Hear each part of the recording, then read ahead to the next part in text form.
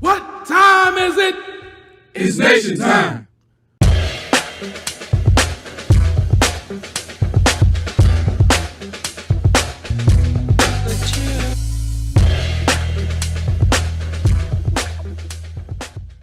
Greetings, Baba and Baye, and welcome. How you doing?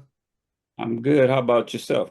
I'm fine. In previous conversations, uh, you've talked about the reality that there's a war going on. Uh, could you maybe bring us up to speed for those of us that may not have had the opportunity to that were not privy to that conversation? Well, I was just trying to help people understand war in a different context because we're used to thinking about war in a particular way, bombs and guns and people on the front lines and two opposing sides and that kind of thing. So I was really trying to help people reframe their understanding when you're under attack, when you're being put off on every side, when everybody is coming for you, that whether you want to be in it or not, you're in a war, right? And your survival is at stake. And really what I was trying to address was the moral confusion, I'll call it that, that Black people have about taking the high ground and being the good person. If somebody is choking you, trying to take the breath out your body, this is no time to be highly moral. You better be fighting for your survival. So that's really what I was trying to show is that the times we're in, this is no time to be Miss Goody Two Shoes. Do you want your children's children to have a future? Well, you better put on your fighting gear because I there's a war know, going on I every know, front. I know that's right. As I listen to you talk, I'm reminded of a reference that Malcolm X used about how people would refer to our soldiers and our astronauts, uh, it emphasizing that we may be confused. So if we're still making reference to our in the context of who it is that we're fighting or who's warring upon us, how do we emphasize the distinctions or get our people to see that it's two different realities playing out here? Well, one of the blocks, one of the stumbling blocks we have is uh, our mindset, right? We think that we're operating out of the same idea system that they're operating out of. What their definition of the future looks like is not our definition. What their definition of progress is, that's not our definition. We're not.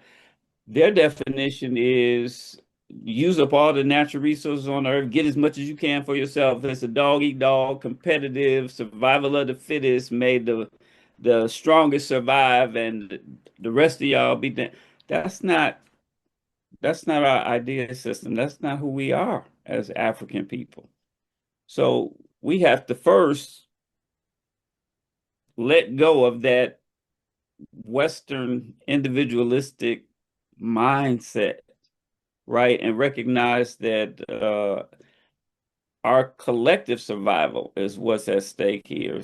This is not an individualistic struggle that we're in.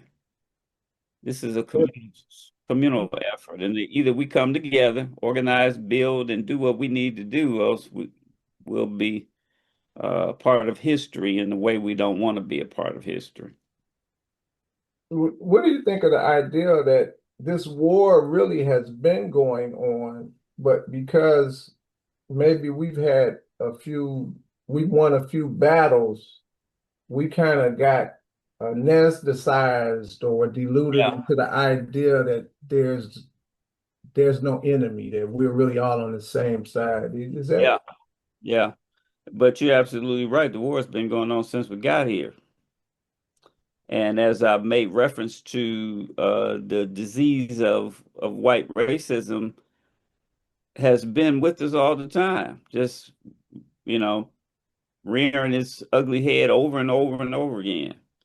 And today, the difference today, though, is that after having gone through a black president and the myth of a post-racial society, we think somehow we're in a different space. No, no, no, no. The war is still going on, and it is raging now in ways that young generations have never seen before. It's not new for us, but it's new for a lot of young people, and they're totally confused, right? Like Yes. at best, because they don't have any frame of reference. I went to an all-white high school where I was called nigga, nigga, nigga all day, where they didn't want to talk. My teachers didn't want to answer my questions. Parents came into my classroom and took their kids out saying, we don't want our kids going to school with no. I've seen racism up close and personal, so I recognize what it looks like. But our young people don't have those kind of references, right? So they're So still not, they're still not conscious that we're in a war. And the reason why I say the young people is because they're the ones got to fight this. they're in essence inheriting a heightened stage of what this has been, or a I would say maybe a kind of a throwback, or that's what they're trying to take us back to what it's been. And because some of us lived through it and or more intimately know it, we recognize it. But I was talking to some students I was talking to my students in the class I teach today about uh, efforts, the attempts to eradicate the First Amendment right to free speech. And I just asked them a basic question: that they think that impacted them? And I'm just making this point to kind of reiterate what you just said. And they didn't have a clue what could be the implications for them. But you frame this as America's incurable disease, which means it really cannot be cured. And we seem to continuously, and I don't think this is new either. I mean, there's always been people that have fought back. But why do we continue to think that somehow we can change or we can cure this disease? Or why do we even try to cure this disease of some other people?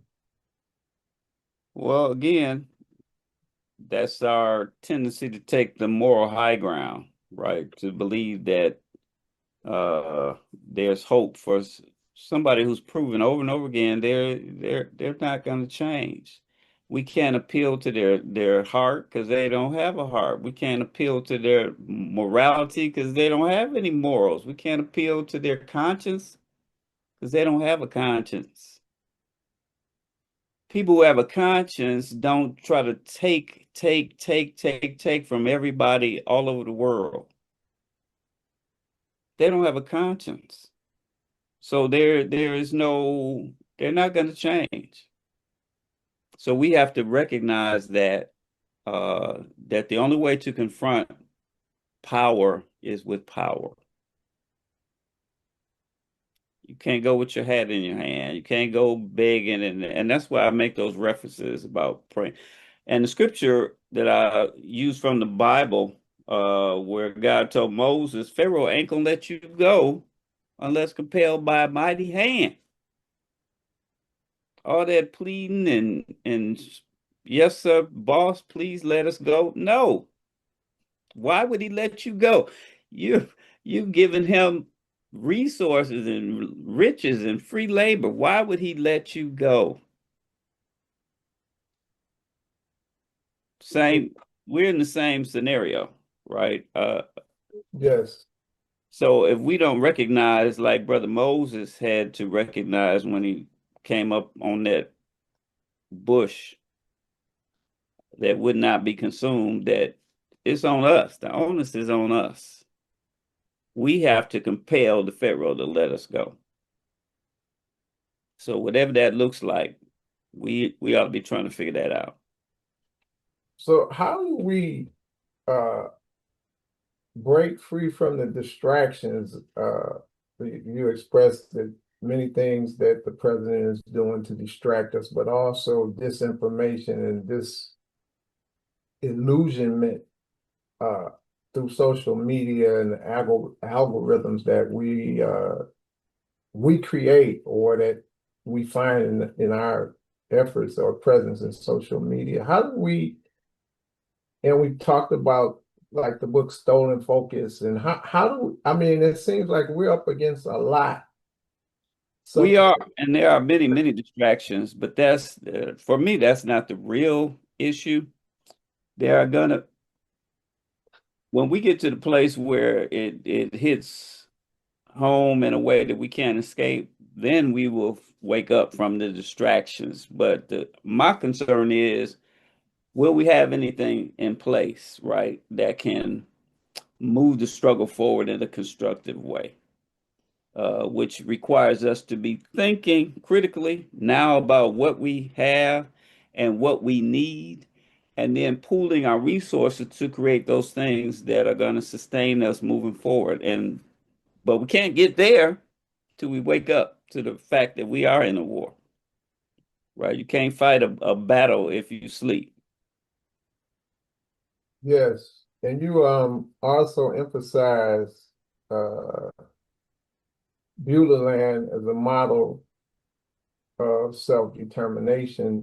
Uh, could you say more maybe about how Beulah Land can be instrumental in the war that we engaged in? Yeah, well, I talked about resilience, resistance, and resources. Response is really what I mean by resources. Mm. So our resources, we have to use what we have, right? And in the best way possible.